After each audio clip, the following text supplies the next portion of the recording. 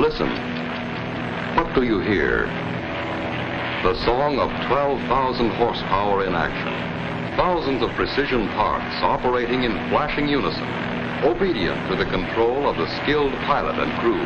Yet it takes a nightmarish panel of sensitive and complicated instruments and controls to adjust the power output for changing loads, speeds, and conditions in flight. Listen again. What do you hear? The familiar sound of a fine motor car engine. More than 100 horsepower, responsive to the driver's lightest touch on the accelerator. Yet this fine engine must be constantly controlled all the time it's in operation to keep its power in balance with changing requirements. Again, what do you hear?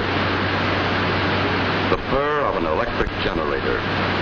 As electrical power loads vary, as conditions vary, throughout the minutes, hours, days, weeks, and months, so must the power be regulated by watchful operators to keep the generator turning at constant speed. What do you hear? You guessed it. The beating of a human heart, one of the most amazing machines on Earth.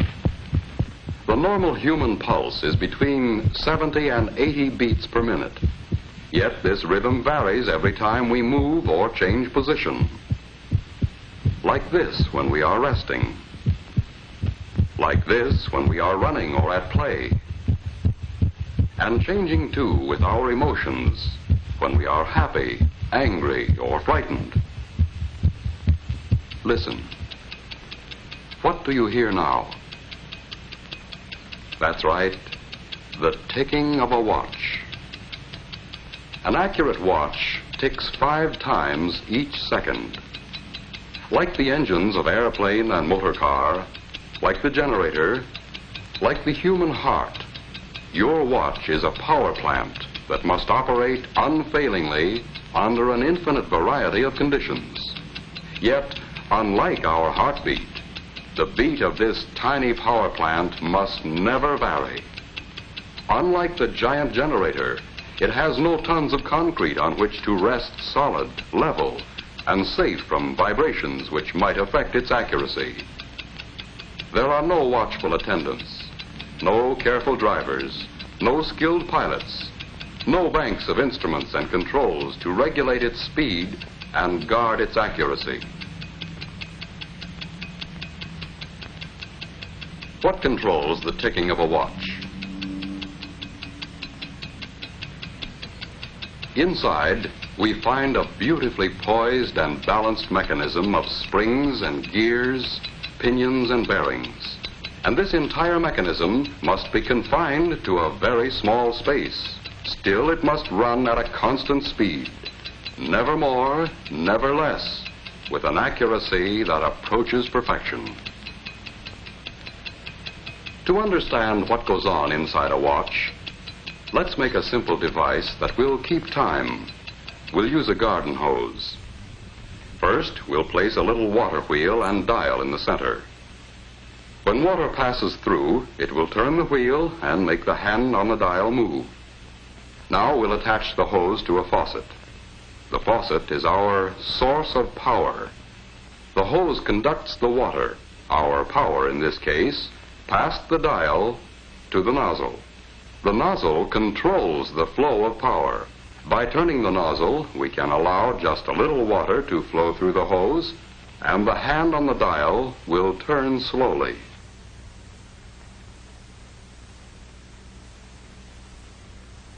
By opening the nozzle wider, we allow a heavy stream of water to flow through the hose, and the hand on the dial turns faster.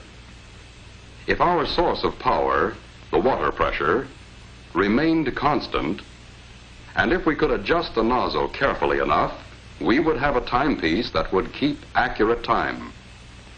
Here, in a greatly simplified form, we have the 4 elements needed in every timepiece. A source of energy or power, a means of transmitting power, a dial to record the flow of power, and a way to control the power. Now let's see what these four elements are like in our watch. First, we'll take our watch apart, like this.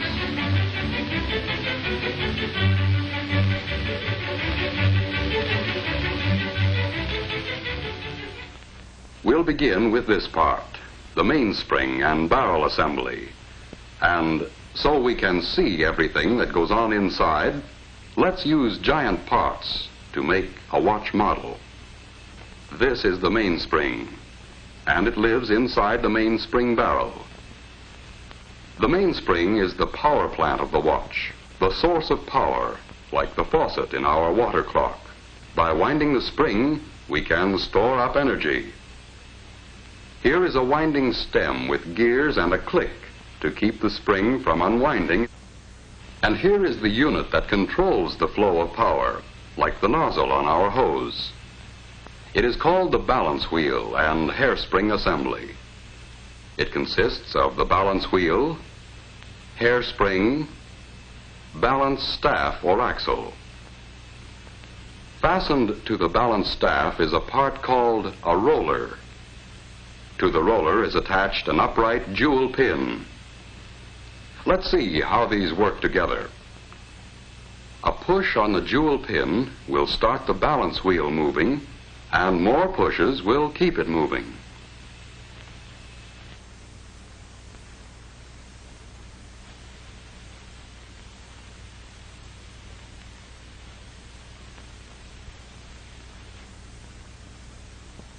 To do this job of pushing, we need this odd anchor-shaped lever called a pallet. It can be mounted so that when we move the pallet back and forth, we can apply a series of impulses to the jewel pin to keep the balance wheel in motion. Now to the pallet crossarm, we add a pallet jewel, shaped like this. Here is a wheel called an escape wheel, with teeth on it so shaped that they will push the pallet jewel and jog the balance wheel into motion.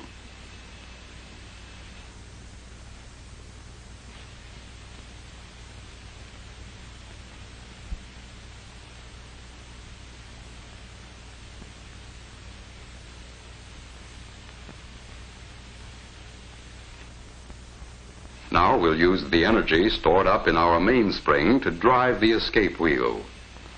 As the mainspring uncoils, it causes the barrel to rotate with it. That didn't last long, did it? Let's try it again. Once things get started, there's nothing to stop them. What we need now is a way of holding the power in check, releasing it a little at a time just when it's needed. Another pallet jewel at the other end of the pallet crossarm will do the trick. Just as the first pallet jewel gets a push from the escape wheel, the second pallet jewel locks against another tooth of the escape wheel to hold the power of the mainspring in check. But the balance wheel keeps swinging, and the jewel pin moves the fork end of the pallet until the escape wheel is again unlocked. But when we connect the mainspring directly to the escape wheel, the power is soon exhausted. In an actual watch, it would last only a few seconds. What we need is a way to stretch the power so it will last for more than a day. In our water clock, we used a hose to transmit power from the faucet to the nozzle. We also need a way to transmit power here. So let's add a system of gears and wheels. We'll stretch them out in a line instead of in their usual closely confined location in a watch. Look at the gears a moment and see what they do. First, a small partial turning of the mainspring barrel drives the center wheel a complete revolution.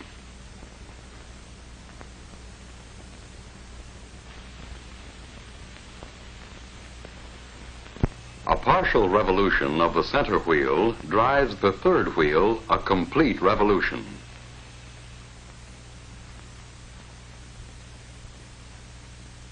and this in turn drives the fourth wheel much further.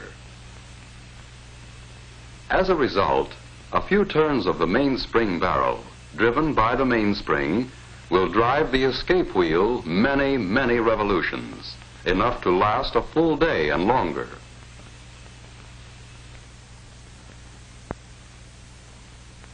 What we have now is a complete model watch train. Through the gears, the mainspring drives the escape wheel. The escape wheel teeth push first on one pallet jewel and then the other.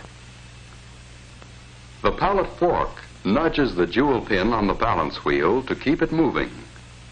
The swinging balance wheel on its return trip moves the pallet fork. This unlocks the escape wheel to release a little more energy from the mainspring.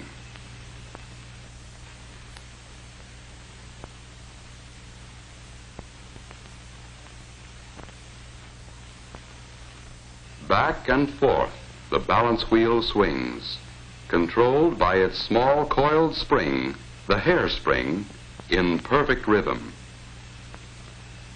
Each swing unlocks the escape wheel so it can give an extra push to a pallet jewel, and this is passed on to the balance wheel assembly to keep the watch ticking far more steadily than any beating heart.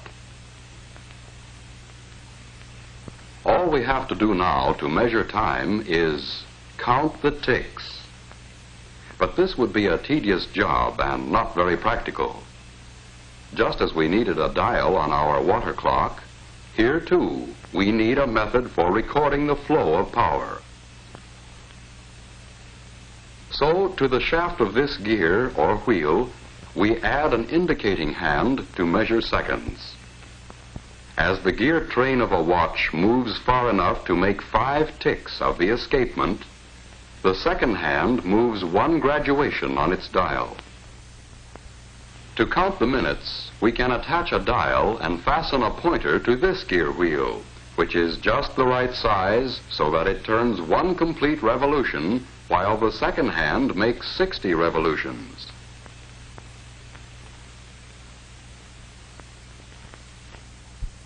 And to count the hours, we can have another pointer geared just so, to move 1 complete revolution every 12 hours. The second hand makes a complete revolution,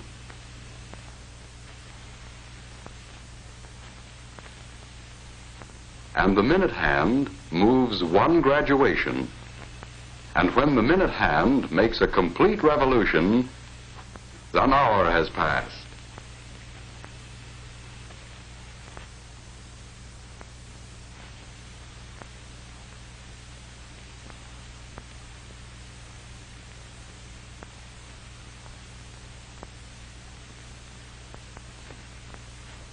Now we can tell what time it is. But a gear train all strung out like this is a long way from an actual watch. Let's let our model do a bit of rearranging all by itself.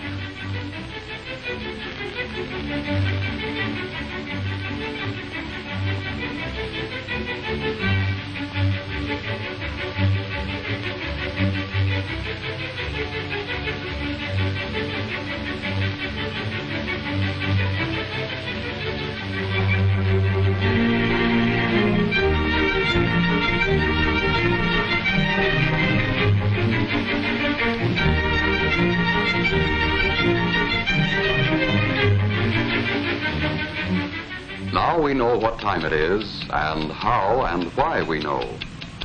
A fine watch itself is, of course, a compact precision mechanism with parts miraculously small and fashioned by craftsmen with incredible accuracy.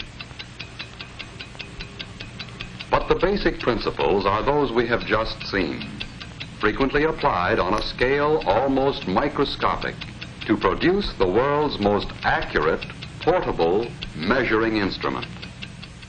In a truly fine watch, there are many things which make possible the accurate control and release of power.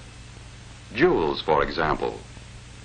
Many people correctly believe jewels increase the value of a watch. They increase the value all right, but not by being ornamental. Jewels are in a watch strictly for business. They add to the value only when correctly placed and used. They are the bearings which lessen friction, increase the regularity of the running, and greatly extend a watch's life of dependable service. Harder than the finest steel, these tiny surfaces are finished so smoothly they reflect images like a camera lens. And working with oil, it takes a drop no larger than a pinhead for the entire watch. There is almost no friction. If any single part of a watch can be called more important, it's the hairspring. It absorbs and gives out an equal amount of force with each beat or swing at regular intervals. In a fine watch, the hairspring has uniform thickness throughout its whole length, is polished to a mirror-like finish, and made of metal relatively unaffected by magnetism or changes in temperature. It can be apparently distorted, but it always returns to perfect shape. Hairsprings are overcoiled, like we see here, to allow the spring to breathe evenly. Were this not done, the spring would coil and uncoil unevenly, fluff out on one side, and interfere with the accuracy of the watch. Because a watch is required to run in any position, to be accurate, the balance wheel must be perfectly balanced in any position. This is done by poising. The wheel is poised when there is no effect of the pull of gravity reflected in its action on the knife-like edges of the instrument which checks it. With perfect poising, and with the hairspring centered on the balance wheel, it runs accurately in any position all the time. And it's the same with all the parts. The tiny screws, scarcely larger than a speck of dust. The exceedingly small shafts. The precisely made gears and pinions. The sturdy nickel-silver plates and bridges. Every part is made with utmost precision. Precision which approaches perfection. When we look at the almost invisible parts, understand what they are required to do, realize the uncanny skill needed to make a fine watch, we can easily understand why it is a masterpiece of precision and accuracy. Here is a truly wonderful mechanism. With it, you can accurately measure the passing of time and record that passing for your use and convenience. But this mighty little servant is a creation of beauty, too. A precious possession to be worn with pride and confidence every day, every week, every month, year after year. Listen. What do you hear? It's the ticking of a fine watch. Wherever you go, whatever you do, America's fine watch ticks steadily, accurately on. 5 ticks every second.